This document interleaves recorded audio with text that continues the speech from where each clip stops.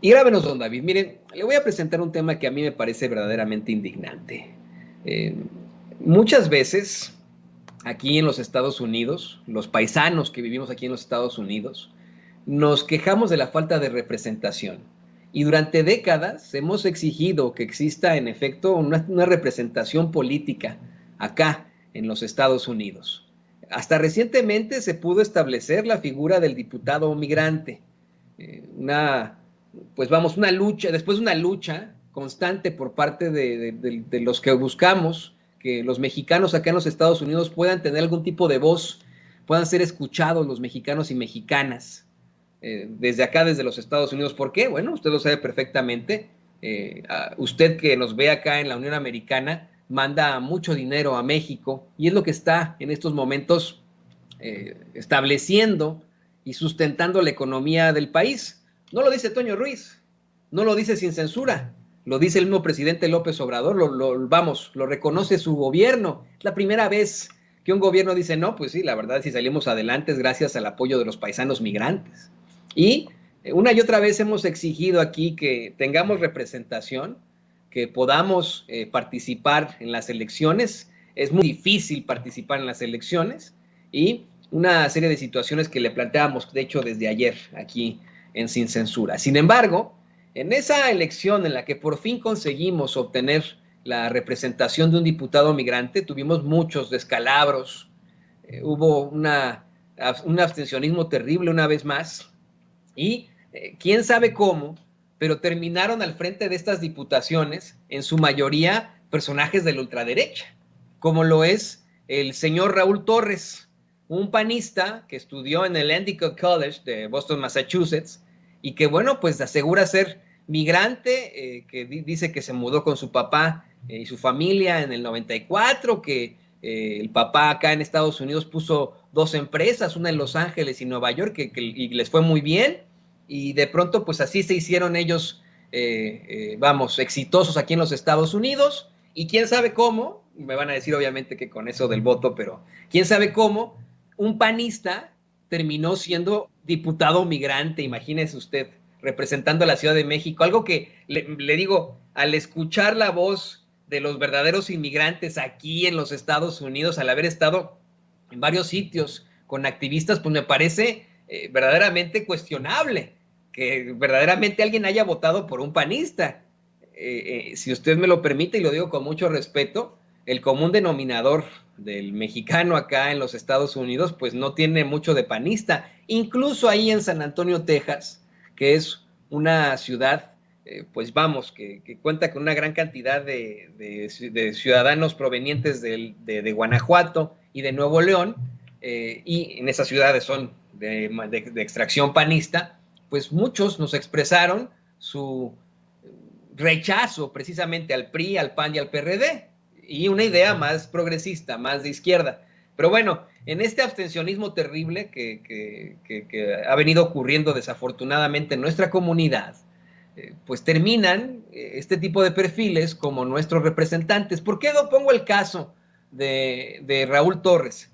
Por la serie de estupideces que dice y las difamaciones que tiene hacia nosotros, los que somos verdaderos periodistas libres e independientes, que mire, no solamente tenemos título, cédula profesional, no solamente hemos trabajado en los medios de comunicación tradicionales durante décadas y ahora nos dedicamos al periodismo independiente, sino que hemos estado atendiendo a nuestra comunidad desde siempre, a nuestra comunidad inmigrante, y que vemos en la comunidad inmigrante nuestra vocación de servicio.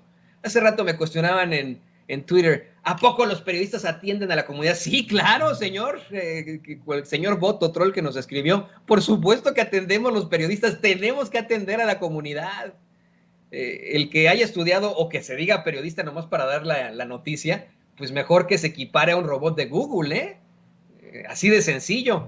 Pero bueno, se lo planteo porque hizo una serie de declaraciones muy funestas, terribles este sujeto, Raúl Torres. Hemos pedido entrevista con él, pero no nos ha contestado hasta el momento. Estoy revisando una y otra vez si nos responde el tweet.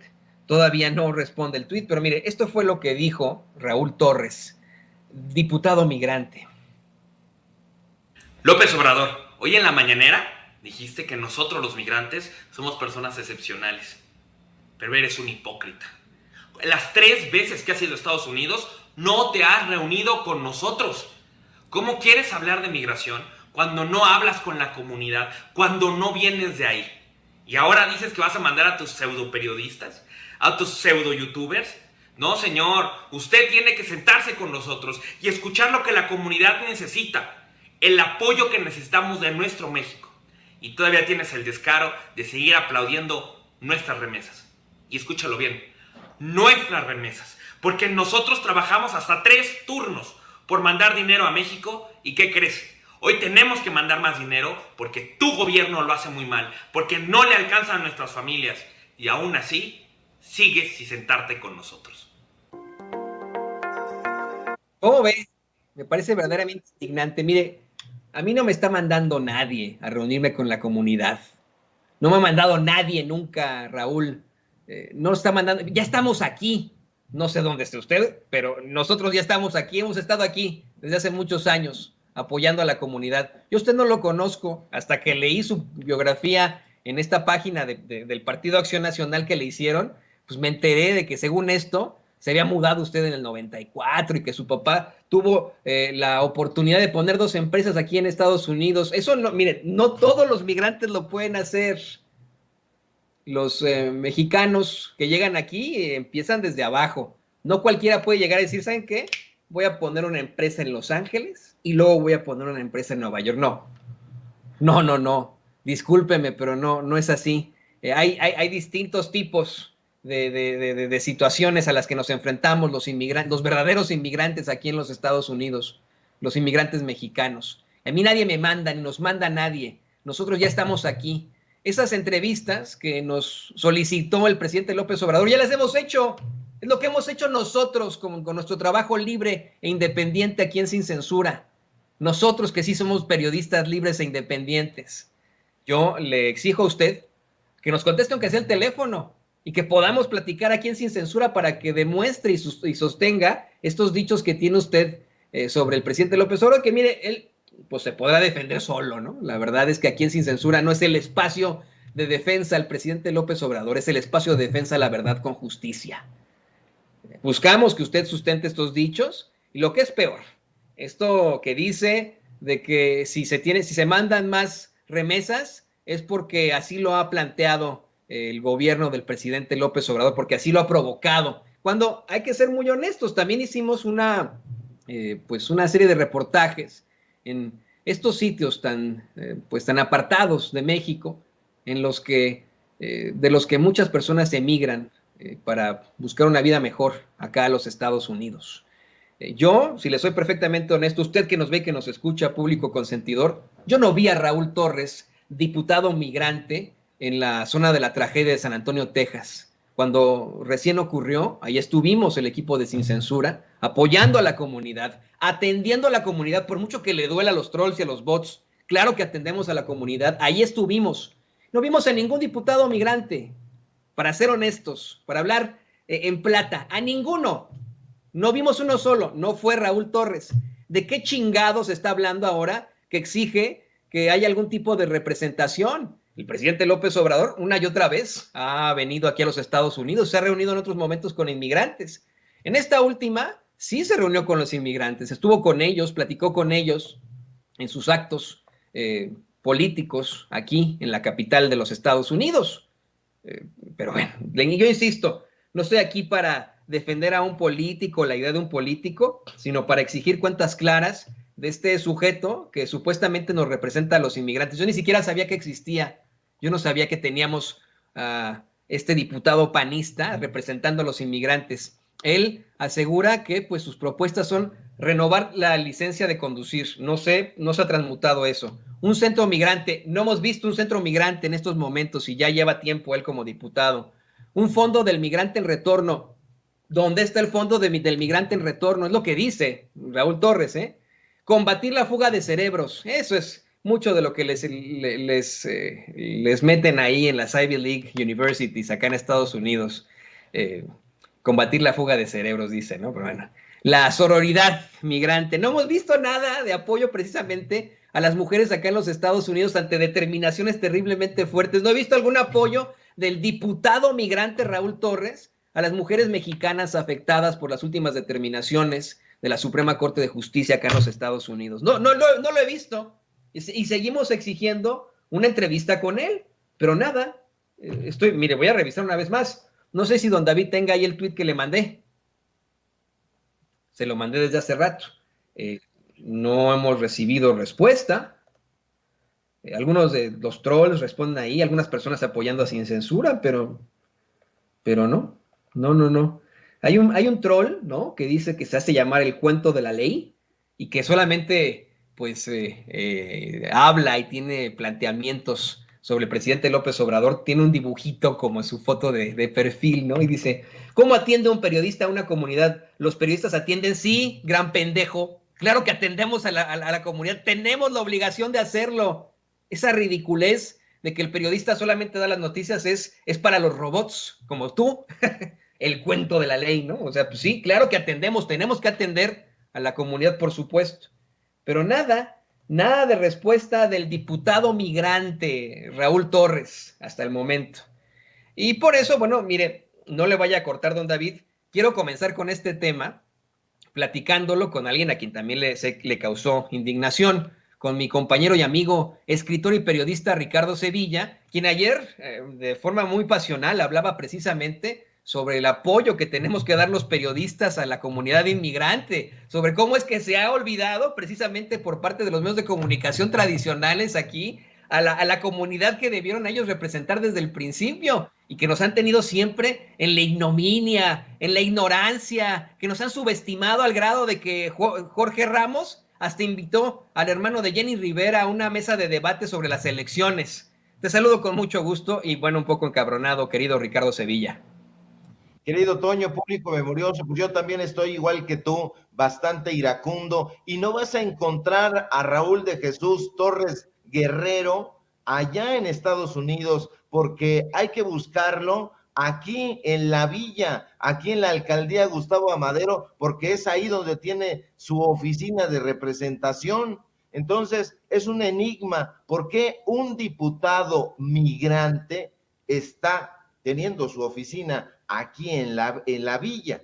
No nos explicamos qué tendría que estar haciendo ahí, a menos que fuera muy guadalupano y muy respetable, pero no nos explicamos por qué. Ahora, este personaje nos tiene que dar varias explicaciones, porque aquí en su ficha nos aparece que es un diputado de representación proporcional, y uno dice, ¿cómo?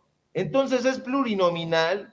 Pero cuando le hicieron un reportaje, yo me imagino que pagado en El País, él dijo que había ganado elecciones. Entonces, ¿ganó elecciones o es un diputado plurinominal? Que no nos venga con cuentos. Este personaje que ya diste su ficha, al cual yo tampoco conocía, afortunadamente, pues también me llama la atención lo que ha estado diciendo en un video que se ve que está grabando. O sea, es un sujeto que dice que su historia está marcada por el esfuerzo, pero parece que el esfuerzo no lo hizo él precisamente, lo hicieron sus padres. Ahora, él dice que su familia migró tras la crisis de 1994 aquí en México y se fue allá a Los Ángeles. Perfecto, muy bien, pero hay que recordarle entonces a este diputado que por qué se fue su familia. La crisis de 1994, que es la crisis propiciada por el Partido Revolucionario Institucional, ese que actualmente dirige Alito Moreno, ese que causó la devaluación del peso mexicano durante los primeros días de Ernesto Zedillo Ponce de León.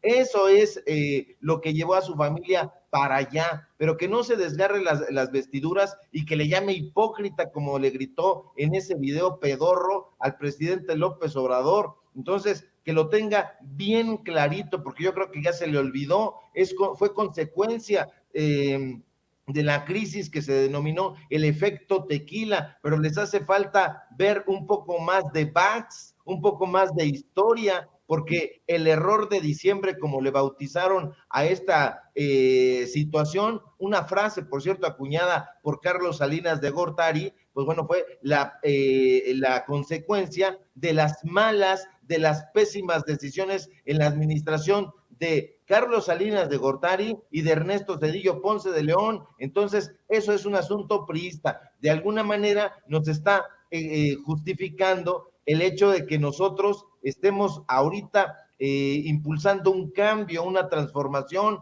La gente se fue en épocas del PRI, en épocas de Fox. Entonces, ahí, ¿qué fue lo que sucedió? Pues bueno, una administración que manejó los recursos públicos con terrible opacidad. Ese fue el régimen del PRI, el de Carlos Salinas de Gortari, el de Ernesto Zedillo.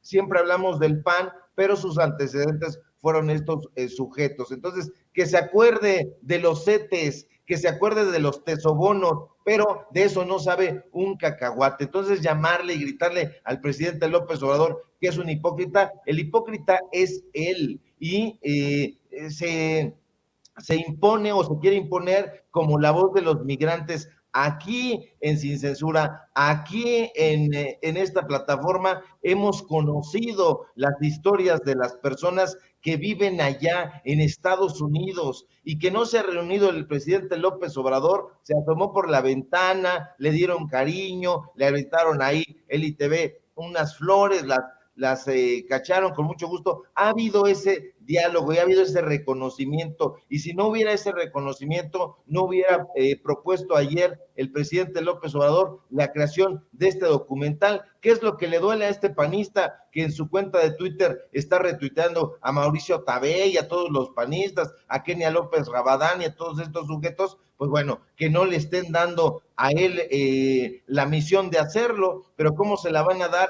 si estos sujetos no tienen ni idea de lo que están hablando? Un sujeto que dice que es migrante, pero que tiene sus oficinas aquí en la Ciudad de México, un sujeto que dice que viene desde abajo, pero que estudió en universidades de élite, no solamente en Estados Unidos, Toño, como tú dijiste, estudió una maestría en Europa, y de eso se jacta en su ficha curricular. Entonces hay que estar muy atentos con estos sujetos que únicamente están buscando un poquito más de seguidores, no están buscando propuestas, están pensando en el siguiente escaño, hacia dónde va su carrera política, hacia dónde se van a mover, se mueven con las aguas, y el presidente López Obrador ha reconocido a la comunidad migrante como debe ser. Entonces este sujeto muy avispado dice, la comunidad migrante está ahorita en el centro de la discusión, me voy a subir al tema, pero el sujeto es representante migrante aquí en el Congreso de la Ciudad de México. No tendría que estar allá, no tendría que estar hablando con las personas. Y con respecto al tema de que si nosotros le damos la voz o atendemos a la comunidad migrante y a otras comunidades, por supuesto que sí. Nosotros mismos, pues vamos, hacemos reportajes, nos metemos hasta la Costa Chica de Guerrero, a la región de la montaña, nos metemos a los Tuxtlas de Veracruz, estamos en todas partes, a donde nos llaman, a donde nos requieren, y la gente lo sabe, la gente tiene confianza, y los migrantes no son la excepción, querido Toño. Por eso el público memorioso, o el público consentidor, como tú lo llamas cariñosamente, siente esta empatía con los periodistas, con los comunicadores independientes. Aquí no hay pseudo youtubers. Que nos explique primero qué es un youtuber, y enseguida que nos explique qué es un pseudo youtuber. Eso ya es delirante, pero aquí, en este testimonio que estamos viendo de este sujeto, nos damos cuenta por qué la oposición moralmente derrotada lo está, porque no tienen argumentos, porque este sujeto no tiene experiencia. Según estaba yo viendo aquí su currículo, no tiene ninguna experiencia parlamentaria, no tiene ninguna experiencia política, pero nada más lo único que tiene es vehemencia. Entonces, vamos a continuar trabajando de la forma en que lo estamos haciendo, y dejando a un lado a esta clase de botarates, a esta clase de sonsos, porque la comunidad migrante sí requiere una atención que estos sujetos en su ausencia pues nunca le están llevando a cabo, querido Toño. Y ¿sabes qué? Déjame leer uno de los comentarios del público. Bueno, obviamente el público en nuestros chats está enardecido con las declaraciones de este sujeto, del diputado plurinominal migrante, entre comillas, Raúl Torres, me escribe Leandra Rendón. Mi hermano salió de México desde 1996 y no se hace una empresa así de rápido. Llevó casi 20 años para formar su propia empresa de construcción. Muchísimo trabajo y apoyo al presidente AMLO, dice nuestra compañera Leandra Rendón. Esa es la realidad, ¿no? Si a menos que seas hijo de algún ricachón, o a menos que seas Mark Zuckerberg, que era hijo de un ricachón, pues te puedes hacer de una empresa de volada. Esto de que su papá pudo crear una empresa en Los Ángeles y otra en Nueva York de inmediato, pues obviamente tiene mucho de cuestionable. No todos los inmigrantes llegan con esa situación tan fácil, con esas situaciones en las que uno puede sacar adelante a su familia. Y dices bien, querido Ricardo, estudió este señor en Endicott College en Boston, Massachusetts, según informa su currículum. Estuvo en el programa de negociación de Harvard Law School. Después dice que hizo diversos diplomados en el CIDE, fíjate, en el CIDE, también en el Harvard Negotiation Institute, y finalmente hizo una maestría sobre gerencia política en el George Washington University, ahí en Washington, D.C. Yo te quiero decir una cosa, conociendo a los políticos, si este señor hubiera obtenido este tipo de estudios con beca, lo pondría en su currículum, obviamente. Pero no cuesta 3 pesos estudiar en el Endicott College, ¿eh? No cuesta 3 pesos estudiar en Harvard, eso es lo que... Y no cuesta 3 pesos estudiar en la George Washington University. Si ya de por sí es caro estudiar en cualquier universidad acá en los Estados Unidos, incluso en las universidades estatales es un ojo de la cara. Estas universidades de la Ivy League, como se les llama, bueno, pues son incosteables. Y una persona... que aquí le echa ganas y que vamos, consigue mandar a sus hijos a la universidad con muchos esfuerzos, pues se enfrentaría a una serie de pagos muy, muy duros para poder mandarlos al Endicott College en Boston. No sé lo que opines tú, pero esta situación es verdaderamente lamentable. Creo que debemos ya dejar el tema por la paz y esperar a que el tipo nos responda, a ver si realmente va a darnos entrevista, va a poder sustentar estos dichos que hizo ahí en sus redes sociales. No sé si tengas algo más que agregar, querido Ricardo.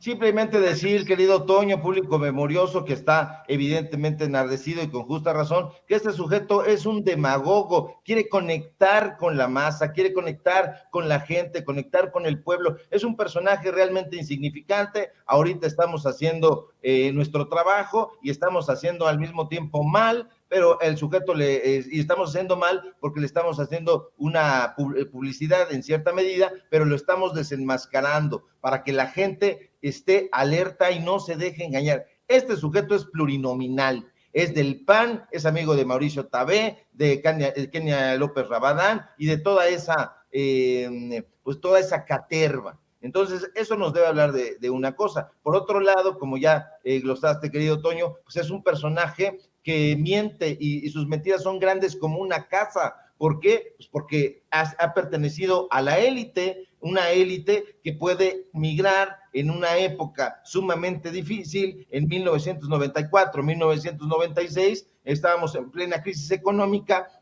devaluación del peso, propiciada por un régimen corrupto, el régimen del PRI, Carlos Salinas de Gortari, Ernesto Zedillo, y te vas allá con pocos recursos, se supone, pero entonces el papá parece que tenía dinero, pero ojo, entonces tú como dices, no se gasta poquito al acudir a esas escuelas fifís. Si aquí se gasta en escuelas fifís, imagínense allá. Entonces este personaje lo único que quiere hacer es conectar con el gran público, con la audiencia, que se le tome en cuenta, pero lo único que ha hecho es enardecer al pueblo migrante, que sabe perfectamente lo que se está haciendo, lo que se está trabajando, y cómo el presidente López Obrador en cada oportunidad que va a Estados Unidos, pues es recibido con un gran cariño. Entonces, esos son los datos duros y hay que ponerlo también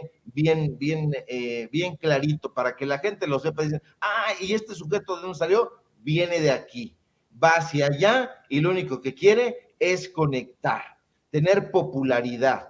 que en determinado momento, pues bueno, él sobresalga y se le vote o se le considere para un puesto adicional, pero es simple y sencillamente una práctica de cesarismo, de demagogia pura. Usted vive aquí en los Estados Unidos, usted que nos ve, que nos escucha aquí en Sin Censura, usted es uno de esos migrantes que le echó muchas ganas desde el principio y que no pudo poner dos empresas, una en Los Ángeles y otra en Nueva York. Usted se vino acá a los Estados Unidos desde las épocas neoliberales y todavía hasta estas fechas, debido a lo que venimos arrastrando por esa situación terrible. Saque por favor en su consulado su credencial de lector.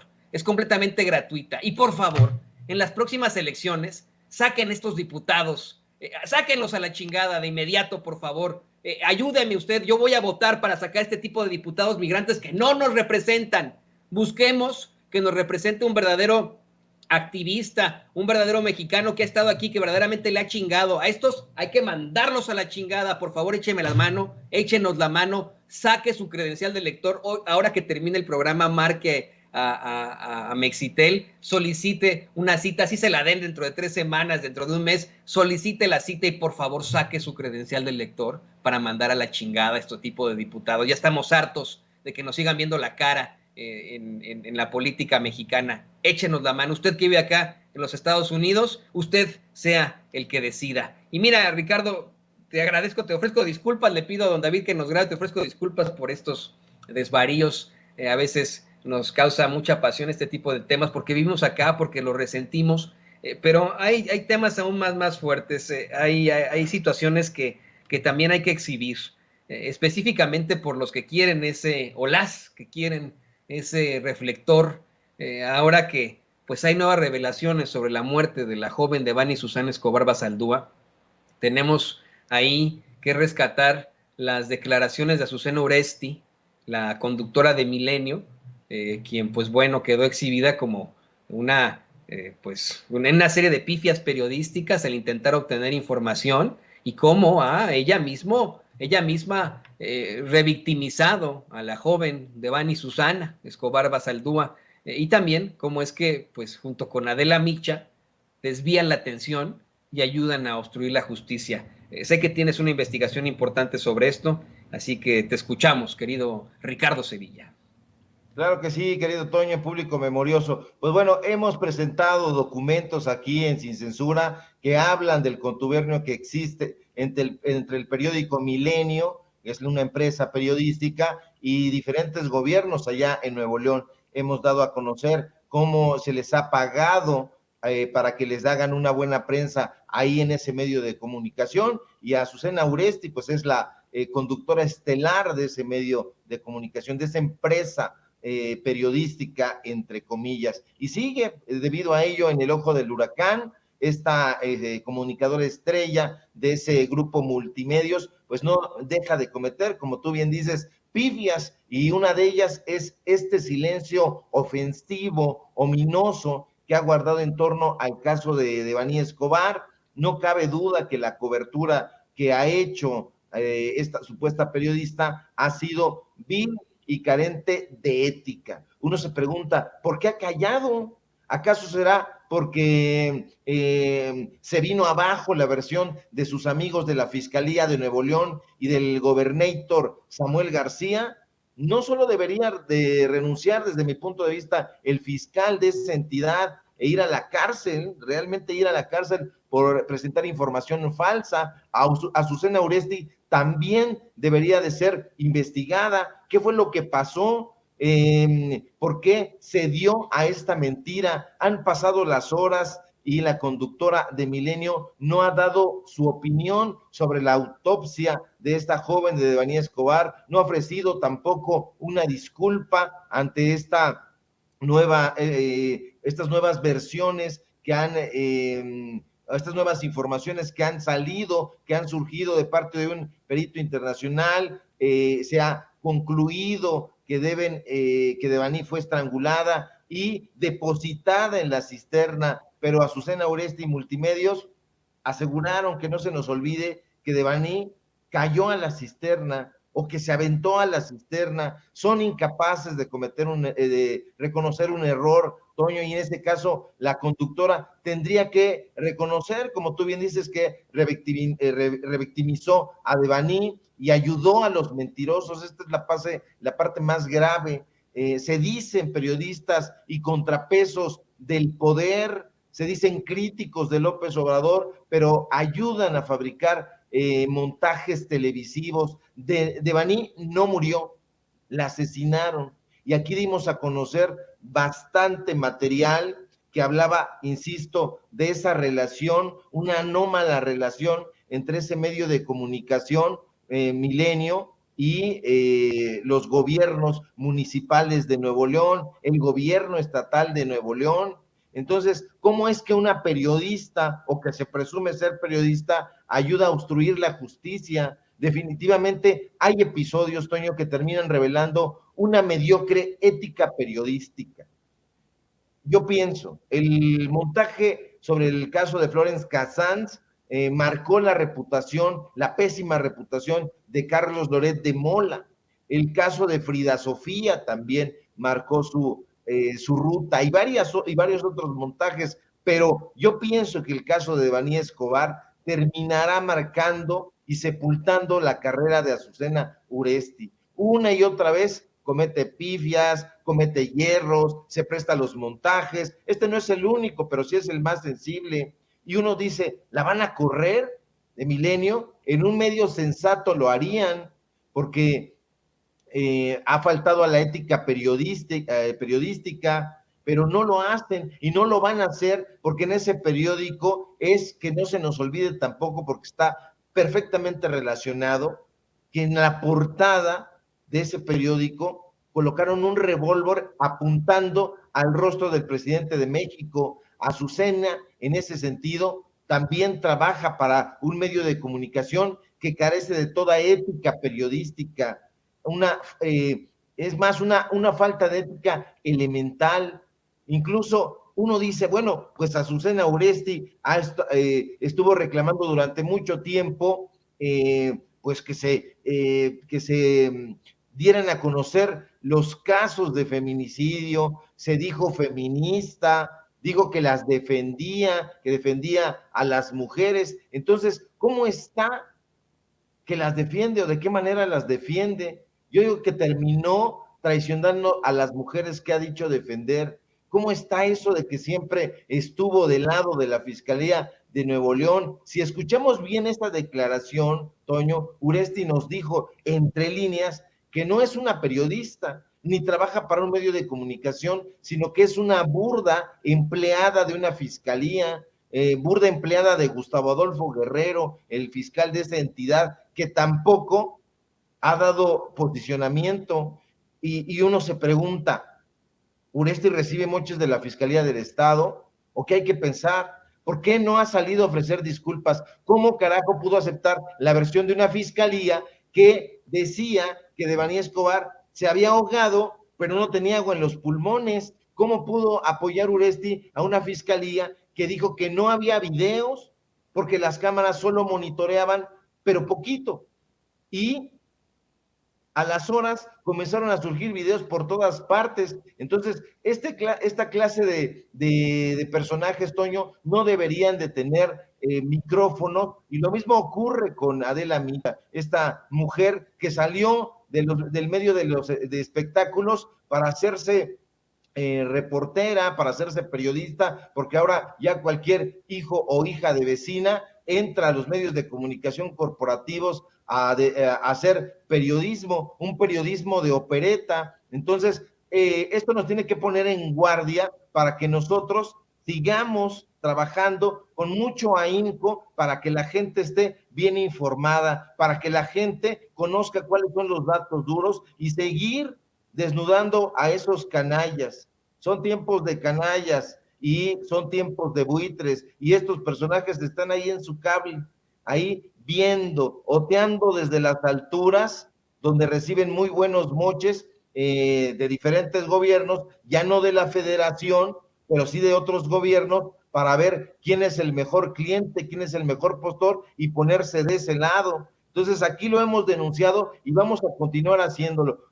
Azucena Uresti, Adela Micha, todos estos personajes que han salido de la farándula porque tienen algún buen porte, porque le cayeron bien al jefe en turno, porque ilustraron los zapatos correctos y ya están ahí, pero no son periodistas, no los hemos visto en el campo de batalla periodístico, no los hemos visto reporteando, no los hemos visto trabajando con la gente, porque como tú bien decías, por supuesto que trabajamos con la gente, de hecho es con quien más trabajamos. Nos están mandando casos, situaciones, nos preguntan sobre alguna anomalía en sus comunidades y nosotros vamos, hacemos todo el trabajo que sea posible y necesario para acudir a ese llamado. Es el llamado de la sociedad, es el llamado del periodismo social que practicamos, pero estos personajes están ahí frente al teleprompter, frente al micrófono, con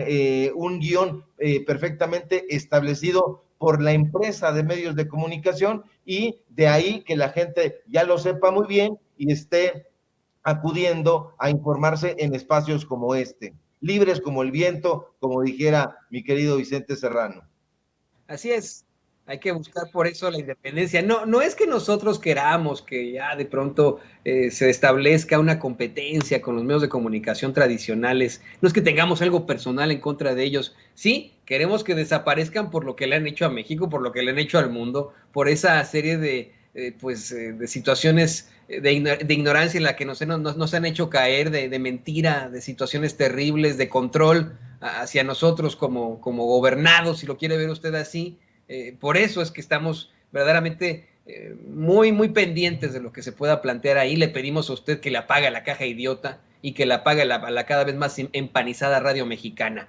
¿Te parece, querido Ricardo, si en estos momentos pues le vamos dando fondo a una conclusión? Le pido a don David que nos grabe. Yo te quería decir que en efecto no es la única que incurre en este tipo de irregularidades periodísticas, Azucena Uresti, y que en todo caso pues tendría que enfrentar las consecuencias de lo que hizo, frente a una cámara, enfrentar las consecuencias en cuanto a su carrera. Sin embargo, y eso es lo más desafortunado, ocurre en México que este tipo de personajes, como bien lo plantea Ricardo Sevilla, en lugar de que sean despedidos, en lugar de que termine su carrera o termine su credibilidad, siguen siendo encumbrados en los medios de comunicación tradicionales. Acá en Estados Unidos hay muchos casos precisamente de montajes y en los que han habido irregularidades en el periodismo. En ese momento se acaba la carrera del periodista acá en los Estados Unidos. No así en México. Ocurre con Carlos Loret de Mola, ha ocurrido una serie de veces también con Joaquín López Dóriga, quien dice ser un gallito muy jugado, yo digo pues un gallito muy chayoteado, y ahora es el caso de Azucena Uresti, quien pues muchos, como bien menciona Ricardo Sevilla, esperaban que en todo caso fuera despedida de Milenio, o al menos ofreciera una disculpa, pero ni una ni otra. Tus conclusiones, querido Ricardo. Así es, querido Toño. Pues bueno, yo insisto, hay que estar muy alerta con estos personajes que, como tú bien dices, han engañado a la población, la han sumido durante mucho tiempo en la ignorancia. Se hablaba en efecto de la caja idiota, personajes que fueron o que leíamos nosotros como grandes analistas de la estulticia televisiva, pues ahora se han incorporado a la reflexión en contra del pueblo, en contra de la izquierda. Estoy pensando en Roger Bartra, estoy pensando en Raúl Trejo del Arbre, que incluso el propio Carlos Monsiváis los defería con su amistad y llegó a decir de Raúl Trejo del Arbre que era el Marshall McLuhan de México, pero sin duda el gran cronista de Portales se equivocó y de estar todavía vivo se arrepentiría de esas palabras al ver que estos personajes completamente estultos están del lado de los fabricadores de las fake news, del lado de la desinformación, y nosotros vamos a continuar trabajando, querido Toño, con los medios precarios que tenemos, porque hay precariedad de este lado, y me sorprende muchísimo en ese sentido que haya todavía ahí golpes bajos y y tontos sorprendiéndose de que compañeros ganen 10, 20, 15 mil pesos y que se les haga eso un gran salario. En realidad debería de ganar un periodista más, pero bueno, están enzarzados en una estulticia semejante, cuando en realidad deberían de estar apoyando como un solo puño de trabajo, pues esta campaña de desinformación que hay no solamente contra el presidente de la República y la Cuarta Transformación, sino con quienes ellos imaginan que son los voceros de ese gobierno. Pero aquí vamos a seguir aguantando vara, porque aquí hay que tener también la piel muy dura, y vamos a seguir trabajando sin prisas, pero sin pausas, en torno a los datos duros, al periodismo social. Y bueno, si todo marcha bien, querido Toño, pues aquí nos seguimos viendo. Aquí nos seguiremos viendo y te pido, querido Ricardo, que por favor también nos compartas tus redes sociales para que la gente se una a tus publicaciones, a lo que haces también en YouTube. Siempre es muy, muy importante seguirte. Te lo dije ayer por mensaje, pero bueno, atrasado y en vivo y en directo te deseo un muy feliz cumpleaños ahora que llega tu onomástico. Yo no estoy de acuerdo con Vicente, yo creo que tú eres tragaños, Manuel. Lo que pasa es que generalmente la gente se va con la idea de la cabeza, ¿no? Lo que ve afuera de la cabeza. A mí también me ve mucho más grande por tener canas, pero ni una sola arruga. Y bueno, pues tú no tienes ni un pelo de tonto, es lo que quiero decir yo, siempre lo he dicho, ¿no? Así que eso no significa que no sea viejo. Mi abuelo se quedó casi calvo a los 21 años, así que pues bueno, esa es la realidad, pero no significa que estemos viejos. Viejos los cerros y reverdecen. Yo me sé otro peor, querido Toño. Viejo mi calcetín y todavía apesta. Claro, pero, exactamente. Así es. Muchas gracias por tus palabras, por tus felicitaciones, querido Toño, a ti, al público memorioso. Yo estoy muy, muy contento. Ayer festejamos, seguimos trabajando, porque entre el festejo y el trabajo se llevan bien, se llevan de la mano, porque realmente estamos haciendo lo que nos gusta, el periodismo social, hablando con la gente, entrevistando, haciendo reportajes, escribiendo, leyendo, reflexionando, debatiendo. Entonces estamos en lo que nos gusta, que estos personajes lleguen a la política en busca de un hueso, en busca de un salario, o lo estén buscando, pues eso ya es otra cosa, y no se reduce desde mi punto de vista a otra cosa que no sea la envidia. Entonces, Cervantes lo decía muy bien, hay que dejar ladrar a los perros y continuar nuestro camino hacia el sueño que nosotros creemos que tenemos que cumplir, y en mi caso es el sueño de la información, el sueño del periodismo, el sueño de la literatura. Síganme por favor en mis redes sociales, en Twitter, @SevillaCrítico, en Facebook, Ricardo Sevilla, así nada más, en nuestro programa, el informativo, los datos duros, así de corridito como se escucha, porque a veces YouTube nos esconde, pero pues vamos a seguir con mucho tesón. Y si todo marcha bien, querido Toño, nos encontramos por aquí el día de mañana. Te mando un fuerte abrazo a ti, a producción y desde luego al público memorioso. Un abrazo a mi amigo, el periodista Ricardo Sevilla, y le agradecemos como siempre estar aquí en Sin Censura.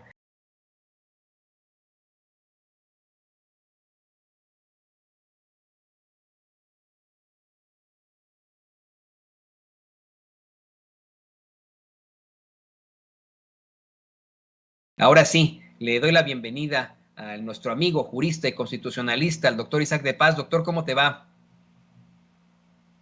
Hola, ¿qué tal, Toño? Audiencia de Sin Censura, muy buen día.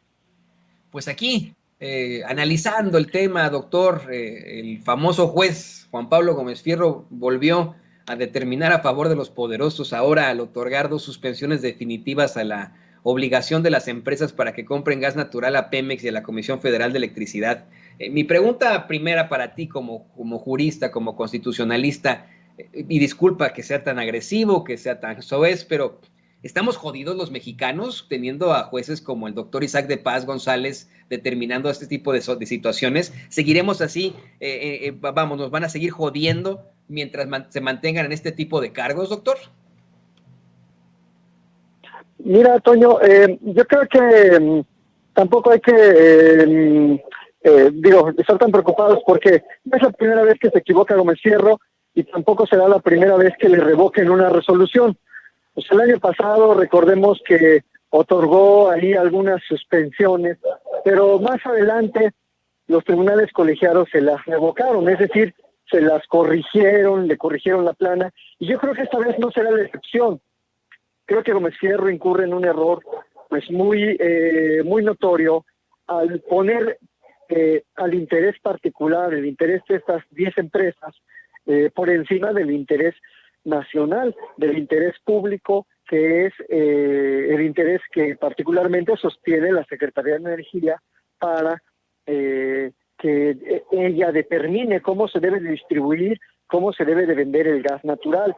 Esa es una actividad prioritaria, estratégica de la nación, que no puede quedar supeditada al libre mercado. Eso es lo que quizás este juez reiteradamente no ha entendido, que el artículo 25 constitucional establece unas reglas muy claras y siempre a favor de la nación, siempre a favor del orden público, siempre a favor del Estado, y en este caso del Poder Ejecutivo, que tiene, digamos, la facultad de ordenar la distribución y venta del gas natural.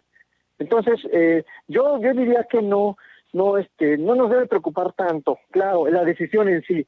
Lo demás, bueno, pues desafortunadamente muchos jueces carecen de conciencia social, muchos jueces interpretan a su manera la Constitución, pero yo creo que eso es cuestión de que el Consejo de la Judicatura reorganice la forma en que nombra a estos 3 titulares de los juzgados especializados en competencia económica. Eso es lo que podría decirte de inicio, Toño. Querido doctor Isaac de Paz, y le pido a don David que nos grabe, ¿qué se puede hacer ante este tipo de determinaciones? Quiero insistir con eso.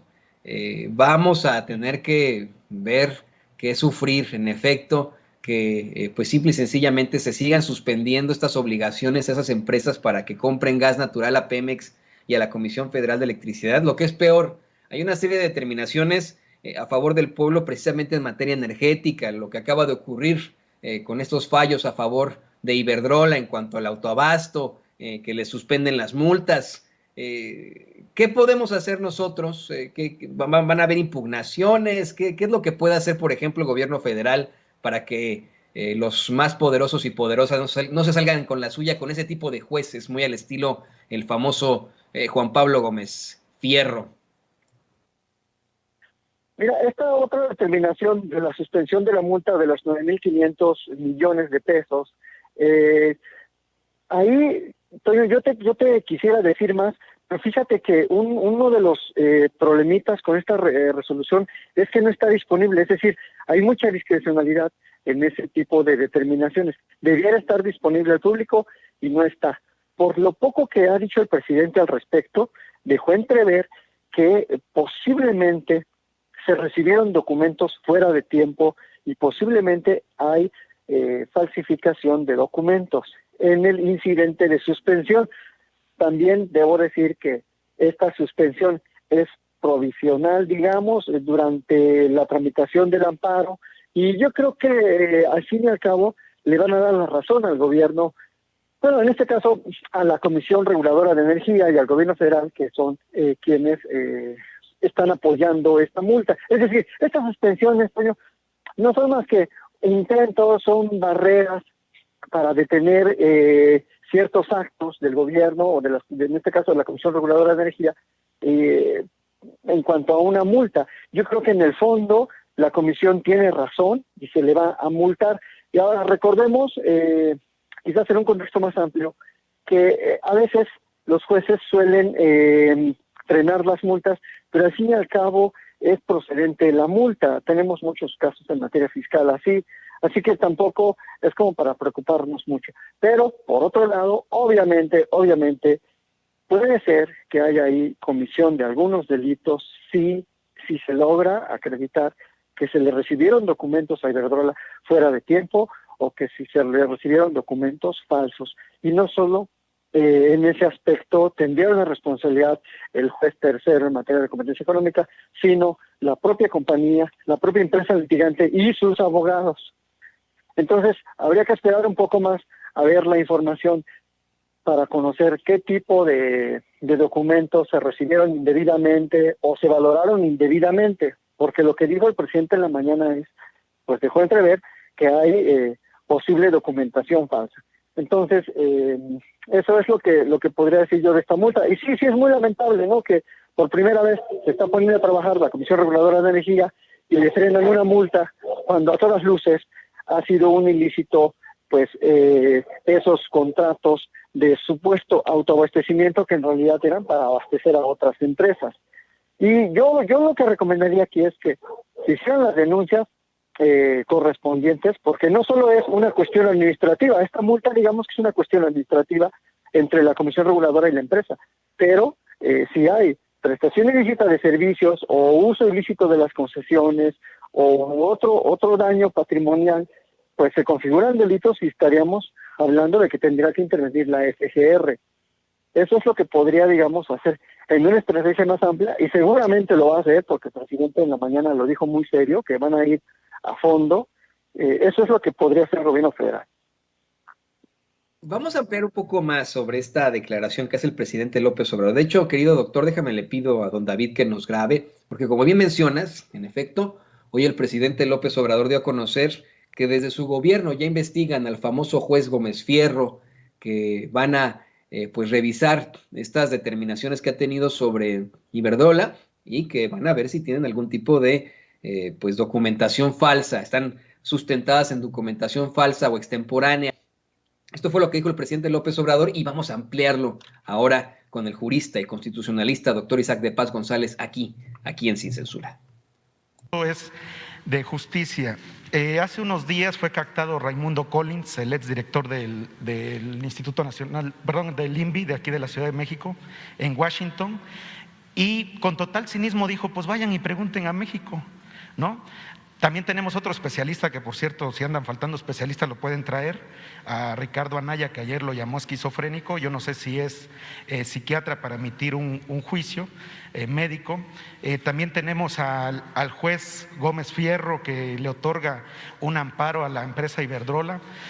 Presidente, la gente ya está harta de esta impunidad, donde vemos que están en otros países, los localizamos o los localizan las compañeras periodistas o sabemos dónde están, y el Poder Judicial parece que está pasando de noche.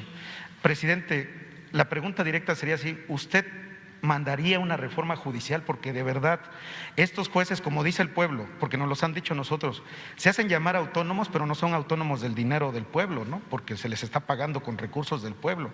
Entonces, por ejemplo, ¿qué hacer con estos jueces que, repito, con el caso de Raimundo Collins, que dice que pues mandan a los reporteros a preguntar a México para ver si lo van a detener, ¿no? Y con total cinismo se anda paseando allá en Washington. O sea, ¿qué pasa con estos personajes y qué pasa con el Poder Judicial, presidente? Sabemos que hay una separación de poderes, pero ¿usted mandaría una reforma judicial para que estos casos también dejen de verse con total cinismo por parte de estos que robaron a México? No, pero mire, yo siento que servidores públicos del Ejecutivo, del Legislativo, del Judicial, no gozan o no deben de gozar de impunidad. Si hay delitos o se demuestra de que hay corrupción en un juez, para eso es el Consejo de la Judicatura y se puede presentar una denuncia. Este juez al que mencionó, sí, nosotros lo estamos investigando sobre el caso de Iberdrola. Estamos revisando cómo fue que concede un amparo para que Iberdrola no pague una multa de 10,000 millones de pesos, porque no fue un proceso, consideramos, cuidado, y presumimos, no quiero adelantar, de que hubo falsificación de documentos. Entonces, si terminamos de descubrir de que se falsificaron documentos o que se usaron documentos extemporáneos, vamos a proceder legalmente. Y eso es lo que tenemos que hacer en todos los casos. Cero impunidad. Doctor Isaac de Paz, ¿qué alcances tendrían este proceder legal por parte del gobierno de México? Mira, la verdad es que desafortunadamente muchas veces este tipo de planteamientos se pueden tomar como una persecución política. Lo ha hecho, lo ha dicho alguien como Alito Moreno, quien hoy, esta noche, espera un nuevo audio. Lo han hecho personajes como Felipe Calderón. Y este juez, el famoso juez Gómez Fierro, representa muchos de esos intereses de la ultraderecha mexicana. ¿Qué alcance tendría primero en lo jurídico, en lo legal? ¿Y podría en algún momento Gómez Fierro decir que está siendo perseguido por el gobierno de México? Bueno, no, Toño, hay que aclarar nada más para precisión, para la objetividad que un medio tan serio como nosotros, sin censura, que el juez que suspendió la multa es Ramón Lozano Bernal, es el juez tercero de distrito en materia de competencia económica, y Gómez Fierro, Juan Pablo Gómez Fierro es el juez segundo de distrito. Entonces el que frenó la multa es Lozano Bernal. Pero bueno, en ambos casos, mira, todos los jueces y todos los servidores públicos estamos sujetos a diversos lineamientos, escrutinios, a leyes, a responsabilidades administrativas, incluso a responsabilidades de toda índole. Entonces, no queda, digamos, no cabe el argumento de persecución política cuando uno sabe que cometió algún ilícito, cuando uno sabe que actuó indebidamente en el ejercicio del servicio público. Entonces, hay muchos contrapesos dentro del Poder Judicial, dentro de la ley de amparo, están los mecanismos de contraloría, los mecanismos sancionadores, y eso es cosa de todos los días, o sea, no es nada más, digamos, en contra de estos titulares de órganos de amparo, sino que es cosa de todos los días que se les inician procedimientos como cualquier servidor público que incurre indebidamente en el ejercicio de la función. Entonces, no quedaría ese argumento. El año pasado ya muchos me hicieron creer así, incluso hubo un intento de queja en contra de Gómez Fierro, no sé en qué terminaría, pero vamos, es parte de la función. Yo creo que todos los juzgados, más bien todos los jueces, los titulares de juzgado, deben estarse acostumbrando a que cada vez hay un mayor escrutinio, que cada vez la sociedad pide que rindan cuentas y que le vamos a exigir al Consejo de la Judicatura que averigüe qué es lo que pasó en estos casos, si hubo alguna colusión, si hubo algún planteamiento fuera de la ley, si hubo algún documento falsificado, y creo que eso abona la transparencia que debe prevalecer dentro del Poder Judicial y dentro de todos los poderes. Entonces, por supuesto que va a haber quienes quieran hacerlo víctima a esto, pero pues se les olvida que estamos en un país en donde todos los servidores públicos tenemos que rendir cuentas por nuestros actos y por nuestras omisiones.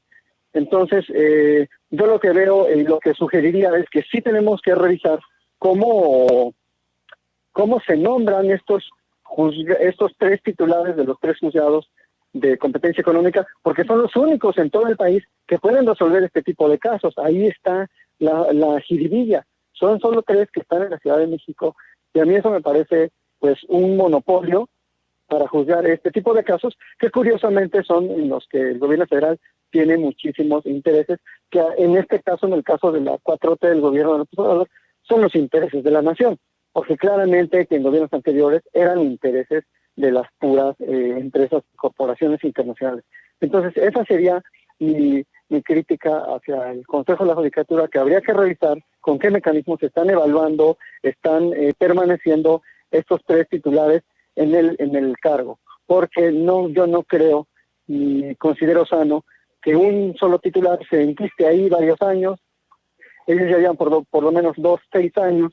Yo no considero sano que se enquiste demasiado tiempo en un órgano, porque pues se presta a todo tipo de interpretaciones, Toño. Eso es lo que te diría ya para ir finalizando, mi Toño. Así es, queridísimo doctor Isaac de Paz. Y bueno, pues no me queda más que agradecerte por este muy interesante análisis, por explicarnos. Qué bueno que puedas plantear. Yo creo que el presidente sí se refiere a una investigación hacia el juez Gómez Fierro, si te soy perfectamente honesto. A mí también me saltó, sé que fue otro juez el que hizo la determinación sobre Iberdrola, pero creo que la investigación va sobre el juez Gómez Fierro, porque es el que ha tenido más determinaciones en contra de situaciones que tienen que ver con el pueblo de México. Así que yo diría que a lo mejor sí fue él, pero vamos a estar muy, muy pendientes del desarrollo de estas investigaciones y ya nos darán más datos al respecto. Mientras tanto, no me queda más que agradecerte por tu apoyo siempre aquí en Sin Censura, querido doctor Isaac de Paz. Por favor, compártenos tus redes sociales para que la gente te busque y te haga muchas preguntas. ¿Qué es lo que quieren? Hacerte preguntas. Claro que sí, Toño. Gracias sobre todo a ustedes, al público, a todo el equipo de Sin Censura y de Vicente, que últimamente han dando cátedra en las mañaneras. Mis redes sociales son Isaac de Paz González en YouTube y @Isaac de Paz en Twitter. Muchísimas gracias, Toño, y a la audiencia, mucho más por sintonizar este importante canal. Muchas gracias. Gracias al doctor Isaac de Paz González, jurista y constitucionalista, experto aquí en Sin Censura. Amigos, amigas, regresamos en breve, pero mientras seguimos hablando sin pelos en la lengua, sin censura, usted puede suscribirse a nuestros 3 principales canales en YouTube. Sin Censura Media, en donde tenemos más de 1.600.000 suscriptores, Sin Censura TV, en donde tenemos más de 1 millón de suscriptores, y en Sin Censura Presenta, en donde queremos llegar muy pronto a los 100,000 suscriptores. Si usted ya está inscrito en Sin Censura Media, suscríbase en Sin Censura TV. Si ya está suscrito en Sin Censura TV y Sin Censura Media, suscríbase a Sin Censura Presenta. Recuerde que es gratis, no tiene que sacar un solo centavo de su bolsillo para apoyarnos. Dele clic en la campanita para que los señores y señoras de YouTube envíen las notificaciones cuando estemos transmitiendo en vivo y en directo o estemos subiendo videos. También nos puede seguir en Twitter en @Vicente Serrano y hasta en Instagram. Ojo, también estamos en Instagram. Son nuestras redes sociales y con el apoyo de ustedes seguimos creciendo, porque con ustedes todo, sin ustedes nada.